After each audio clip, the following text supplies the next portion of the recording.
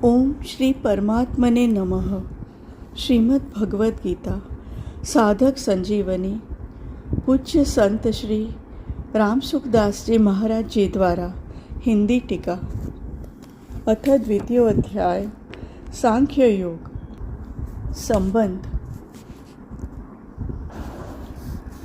भगवान ने 39वें श्लोक में जिस समबुद्धि अर्थात समता को सुनने के लिए अर्जुन को आज्ञा दी थी, अब आगे के श्लोक में उसकी प्राप्ति के लिए कर्म करने की आज्ञा देते हैं। श्लोक 47। कर्मण्येवाधिकारस्ते मा फलेषु कदाचन मा कर्मफल हेतुर्भूर्मा ते संगो स्वकर्मणि। कर्तव्य कर्म करने में ही तेरा अधिकार है, फलों में कभी नहीं। अतः तू कर्म फल का हेतु भी मत बन और तेरी कर्म न करने में भी आसक्ति न हो। व्याख्या। कर्मण्येवाधिकारस्ते, प्राप्त कर्तव्य कर्म का पालन करने में ही तेरा अधिकार है। इसमें तू स्वतंत्र है, कारण कि मनुष्य कर्मयोनि है। मनुष्य के सिवाय दूसरी कोई भी योनि नया कर्म करने के लिए नहीं है।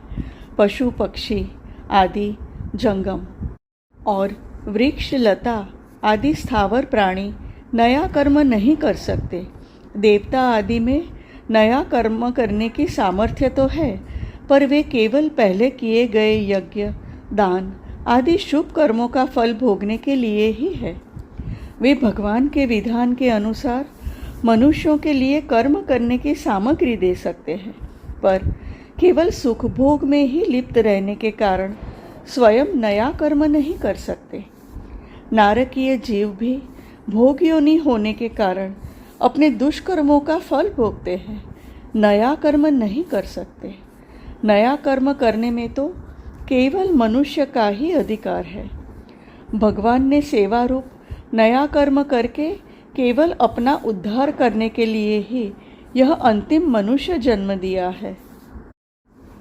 अगर यह कर्मों को अपने लिए करेगा तो बंधन में पड़ जाएगा, और अगर कर्मों को न करके आलस्य प्रमाद में पड़ा रहेगा तो बार बार जन्मता मरता रहेगा। अतः भगवान कहते हैं कि तेरा केवल सेवा रूप कर्तव्य कर्म करने में ही अधिकार है। कर्मणि पद में एक वचन देने का तात्पर्य है कि मनुष्य के सामने देश काल घटना परिस्थिति आदि को लेकर शास्त्र विहित कर्म तो अलग अलग होंगे, पर एक समय में एक मनुष्य किसी एक कर्म को ही तत्परतापूर्वक कर सकता है।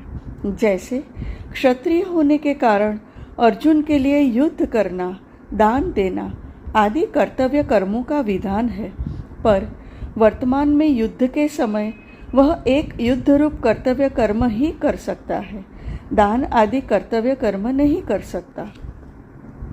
मार्मिक बात। मनुष्य शरीर में दो बातें हैं, पुराने कर्मों का फलभोग और नया पुरुषार्थ। दूसरी योनियों में केवल पुराने कर्मों का फलभोग है, अर्थात कीट पतंग पशु पक्षी देवता ब्रह्मलोक तक की योनियाँ भोग योनियाँ हैं। इसलिए उनके लिए ऐसा करो और ऐसा मत करो यह विधान नहीं है।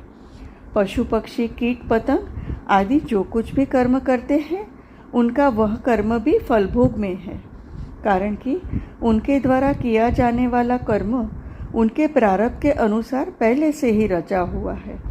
उनके जीवन में अनुकूल प्रतिकूल परिस्थिति का जो कुछ भोग होता है वह भोग भी फल भोग में ही है। परंतु मनुष्य शरीर तो केवल नए पुरुषार्थ के लिए ही मिला है, जिससे यह अपना उद्धार कर ले। इस मनुष्य शरीर में दो विभाग है। एक तो इसके सामने पुराने कर्मों के फल रूप में अनुकूल प्रतिकूल परिस्थिति आती है, और दूसरा यह नया पुरुषार्थ अर्थात नए कर्म करता है। नए कर्मों के अनुसार ही इसके भविष्य का निर्माण होता है। इसलिए शास्त्र संत महापुरुषों का विधि निषेध, राज्य आदि का शासन केवल मनुष्यों के लिए ही होता है, क्योंकि मनुष्य में पुरुषार्थ की प्रधानता है, नए कर्मों को करने की स्वतंत्रता है, परंतु पिछले कर्मों के फलस्वरूप मिलने वाली अनुकूल प्रतिकूल परिस्थिति को बदलने में यह परतंत्र है। तात्पर्य है कि मनुष्य कर्म करने में स्वतंत्र और फल प्राप्ति में परतंत्र है, परंतु अनुकूल प्रतिकूल रूप से प्राप्त परिस्थिति का सदुपयोग करके मनुष्य उसको अपने उद्धार की साधन सामग्री बना सकता है, क्योंकि यह मनुष्य शरीर अपने उद्धार के लिए ही मिला है। इसलिए इसमें नया पुरुषार्थ भी उद्धार के लिए है और पुराने कर्मों के फल रूप से प्राप्त परिस्थिति भी उद्धार के लिए ही है। इसमें एक विशेष समझने की बात है कि इस मनुष्य जीवन में प्रारब्ध के अनुसार जो भी शुभ या अशुभ परिस्थिति आती है, उस परिस्थिति को मनुष्य सुखदायी या दुखदायी तो मान सकता है, पर वास्तव में देखा जाए तो उस परिस्थिति से सुखी या दुखी होना कर्मों का फल नहीं है, प्रत्युत मूर्खता का फल है। कारण कि परिस्थिति तो बाहर से बनती है और सुखी दुखी होता है यह स्वयं। उस परिस्थिति के साथ तादात्म्य करके ही यह सुख दुख का भोक्ता बनता है। अगर मनुष्य उस परिस्थिति के साथ तादात्म्य न करके उसका सदुपयोग करे तो वही परिस्थिति उसका उद्धार करने के लिए साधन सामग्री बन जाएगी। सुखदायी परिस्थिति का सदुपयोग है दूसरों की सेवा करना और दुखदायी परिस्थिति का सदुपयोग है सुख भोग की इच्छा का त्याग करना। दुखदायी परिस्थिति आने पर मनुष्य को कभी भी घबराना नहीं चाहिए, प्रत्युत यह विचार करना चाहिए कि हमने पहले सुख भोग की इच्छा से ही पाप किए थे और वे ही पाप दुखदायी परिस्थिति के रूप में आकर नष्ट हो रहे हैं। इसमें एक लाभ यह है कि उन पापों का प्रायश्चित हो रहा है और हम शुद्ध हो रहे हैं। दूसरा लाभ यह है कि हमें इस बात की चेतावनी मिलती है कि अब हम सुख भोग के लिए पाप करेंगे तो आगे भी इसी प्रकार दुखदायी परिस्थिति आएगी।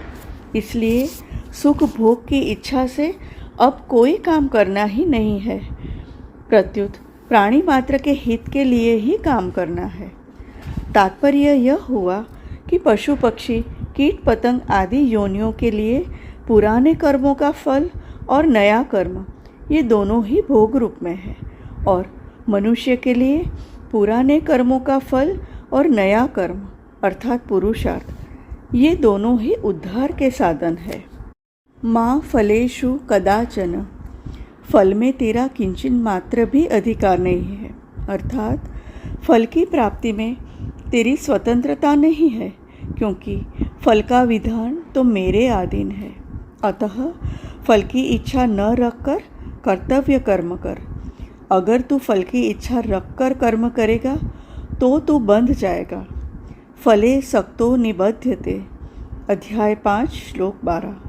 कारण कि फलेच्छा अर्थात भोक्तृत्व पर ही कर्तृत्व टिका हुआ है, अर्थात भोक्तृत्व से ही कर्तृत्व आता है।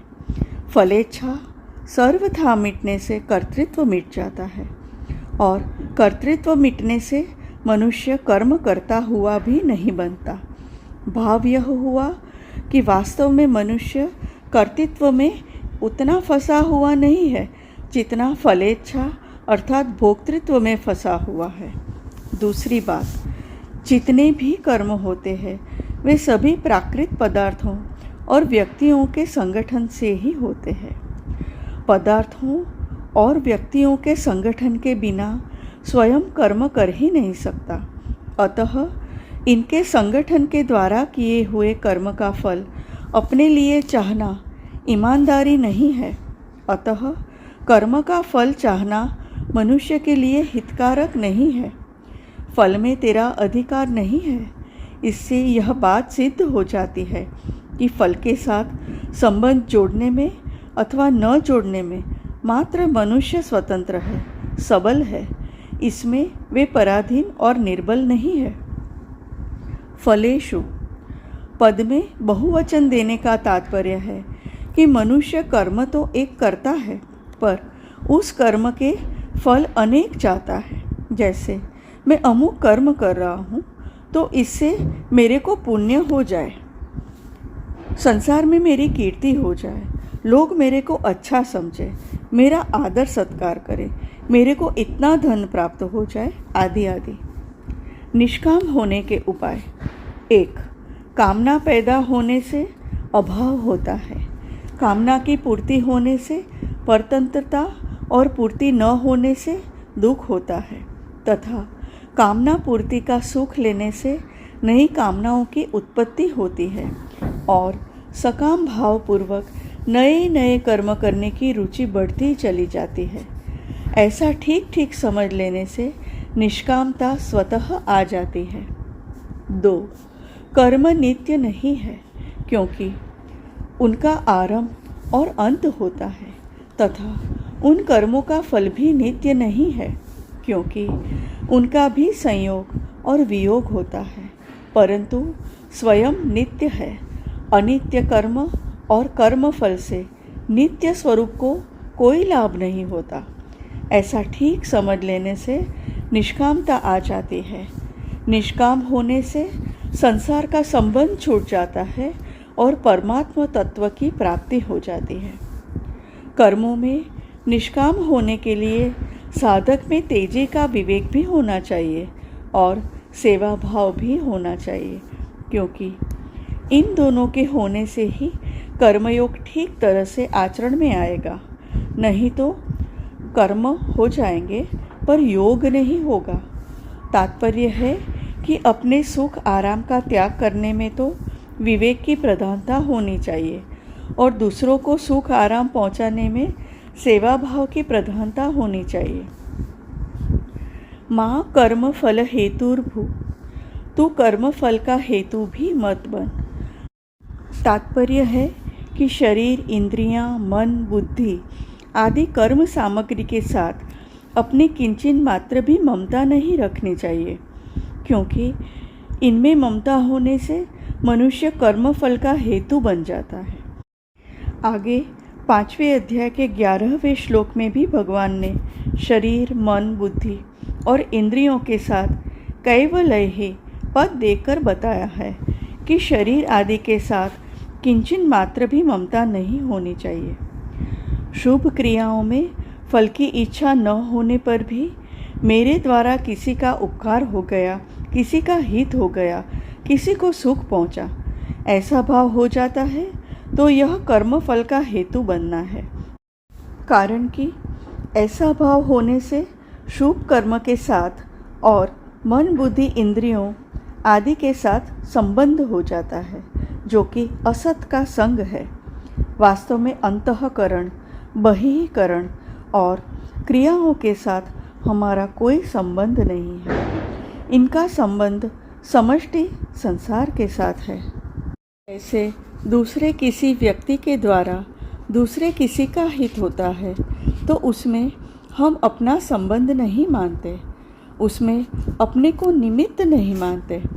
ऐसे ही अपने कहलाने वाले शरीर आदि से किसी का हित हो जाए तो उसमें अपने को निमित्त न माने। जब अपने को किसी भी क्रिया में निमित्त हेतु नहीं मानेंगे तो कर्म फल का हेतु भी नहीं बनेंगे। माँ ते संगोत स्वकर्मणि, कर्म न करने में भी तेरी आसक्ति नहीं होनी चाहिए। कारण कि कर्म न करने में आसक्ति होने से आलस्य, प्रमाद आदि होंगे। कर्म फल में आसक्ति रहने से जैसा बंधन होता है वैसा ही बंधन कर्म न करने में आलस्य, प्रमाद आदि से होता है, क्योंकि आलस्य प्रमाद का भी एक भोग होता है, अर्थात उनका भी एक सुख होता है जो तमोगुण है। निद्रालस्य प्रमादोत्थम तत्ताम समुदायतम, अध्याय 18 श्लोक 39। और जिसका फल अधोगति होता है, अधो गच्छन्ति तामसाः, अध्याय 14 श्लोक 18। तात्पर्य यह हुआ कि राग आसक्ति कहीं भी होगी तो वह बांधने वाली हो ही जाएगी। कारणम गुणसंगोस्य सदसद्यो निजन्मसु। अध्याय 13 श्लोक 21। कर्म रहित होने से हमें लौकिक लाभ होगा, संसार में हमारी प्रसिद्धि होगी आदि। कोई सांसारिक प्रयोजन भी नहीं होना चाहिए और समाधि लग जाने से आध्यात्मिक तत्व में हमारी स्थिति होगी आदि। कोई पारमार्थिक प्रयोजन भी नहीं होना चाहिए। तात्पर्य है कि कर्म न करने से सांसारिक और पारमार्थिक उन्नति होगी। यह भी कर्म न करने में आसक्ति है, क्योंकि वास्तविक तत्व कर्म करने और न करने से अतीत है। इस श्लोक में भगवान का यह तात्पर्य मालूम देता है कि परिवर्तनशील वस्तु, व्यक्ति, पदार्थ, क्रिया, घटना, परिस्थिति, अवस्था, स्थूल सूक्ष्म कारण शरीर आदि के साथ साधक की सर्वथा निर्लिप्तता होनी चाहिए। इनके साथ किंचित मात्र भी किसी तरह का संबंध नहीं होना चाहिए। इस श्लोक के 4 चरणों में 4 बातें आई है। 1. कर्म करने में ही तेरा अधिकार है, कर्म में कभी तेरा अधिकार नहीं है। 3. तू कर्म फल का हेतु भी मत बन। और 4. कर्म न करने में भी तेरी आसक्ति न हो। इनमें से पहले और चौथे चरण की बात एक है तथा दूसरे और तीसरे चरण की बात एक है। पहले चरण में कर्म करने में अधिकार बताया है और चौथे चरण में कर्म न करने में आसक्ति होने का निषेध किया है। दूसरे चरण में फल की इच्छा का निषेध किया है और तीसरे चरण में फल का हेतु बनने का निषेध किया है। तात्पर्य यह हुआ कि अकर्मण्यता में रुचि होने से प्रमाद, आलस्य आदि तामसी वृत्ति के साथ तेरा संबंध हो जाएगा। कर्म एवं कर्म फल के साथ संबंध जोड़ने से तेरा राजसी वृत्ति के साथ संबंध हो जाएगा। प्रमाद, आलस्य, कर्म, कर्मफल आदि का संबंध न रहने पर जो विवेकजन्य सुख होता है, प्रकाश मिलता है, ज्ञान मिलता है, उसके साथ संबंध जोड़ने से सात्विकी वृत्ति के साथ संबंध हो जाएगा। इनके साथ संबंध होना ही जन्म मरण का कारण है। अतः साधक कर्म, कर्मफल और इनके त्याग का सुख, इनमें से किसी के भी साथ अपना संबंध न जोड़े, इनमें राग या आसक्ति न करे। कर्म करते हुए इनके साथ संबंध न रखना ही कर्मयोग है। परिशिष्ट भाव, एक कर्म विभाग है और एक फल विभाग है। मनुष्य का कर्म विभाग में ही अधिकार है, फल विभाग में नहीं। कारण कि नया पुरुषार्थ होने से कर्म विभाग अर्थात करना मनुष्य के अधीन है और पूर्वकृत कर्मों का भोग होने से फल विभाग अर्थात होना प्रारब्ध के अधीन है। कर्मयोग की दृष्टि से देखें तो मनुष्य को जो साधन सामग्री अर्थात वस्तु, योग्यता और सामर्थ्य मिली है वह प्रारब्ध है और उसका सदुपयोग करना अर्थात उसको अपना और अपने लिए न मानकर प्रत्युत दूसरों का और दूसरों के लिए मानकर उनकी सेवा में लगाना पुरुषार्थ है। कर्मयोग में मुख्य बात है अपने कर्तव्य के द्वारा दूसरे के अधिकार की रक्षा करना और कर्मफल का अर्थात अपने अधिकार का त्याग करना। दूसरे के अधिकार की रक्षा करने से पुराना राग मिट जाता है और अपने अधिकार का त्याग करने से नया राग पैदा नहीं होता। इस प्रकार पुराना राग मिटने से और नया राग पैदा न होने से कर्मयोगी वीतराग हो जाता है। वीतराग होने पर उसको तत्वज्ञान हो जाता है, कारण कि तत्वज्ञान की प्राप्ति में नाशवान असत वस्तुओं का राग ही बाधक है। रागो लिंगम बोधस्य चित्तव्यायामभूमिषु कुतः शाद्वलता तस्य यस्याग्निः कोटरे तरोः। तात्पर्य है कि वस्तु, व्यक्ति और क्रिया में मन का जो राग खिंचाव है, यह अज्ञान का खास चिन्ह है। जैसे किसी वृक्ष के कोटर में आग लगी हो तो वह वृक्ष हरा भरा नहीं रहता, सूख जाता है। ऐसे ही जिसके भीतर राग रूपी आग लगी हो उसको शांति नहीं मिल सकती। हरि ओम।